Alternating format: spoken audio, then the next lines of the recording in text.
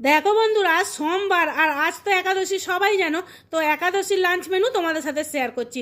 তো দেখো এখানে আছে ডালিয়া। তো ডালিয়াটা সব কিছু সবজি দিয়েই করেছি। আর ডালিয়াটা না একটু ঠান্ডা হতে দেখো বসে গেছে। আর একটু পাতলা না ঠিক ভালো লাগে না, যাই হোক এরকম বসা বসা করেই করেছি। একটু ডালিয়াটা করেছি সব কিছু সবজি দিয়ে এর মধ্যে করেছি। আর এখানে দেখো আলু ভাজা করেছি।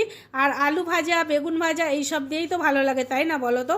আর এক পিস বেগুন ভাজা নিলাম, কারণ আমি বেগুনি নেব বলে না আমি আর বেশি বেগুন ভাজা নিলাম না, আমি এক পিসই বেগুন ভাজা নিলাম। আর বেগুনি কিন্তু আমি 3টে নিয়েছি, আর বেগুনি খেতে আমি খুব ভালোবাসি, তাই জন্য বেগুনিটা 3টে নিয়েছি, তাই বেগুন ভাজা একটা নিয়েছি। আর এখন যেহেতু আমের সিজন, তো আম না খেলে হয় বলো তো।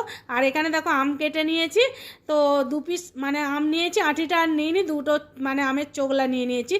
তো এটাই ছিল আমার লাঞ্চ মেনু। আমার লাঞ্চ মেনু তোমাদের কেমন লাগলো অবশ্যই কমেন্টে জানিও। আর তোমাদের বাড়িতে আজকে কি কি রান্না হয়েছে সেটাও কিন্তু কমেন্টে জানিও। আর কে কে ডালিয়া খাবে চলে আসো আমাদের বাড়ি।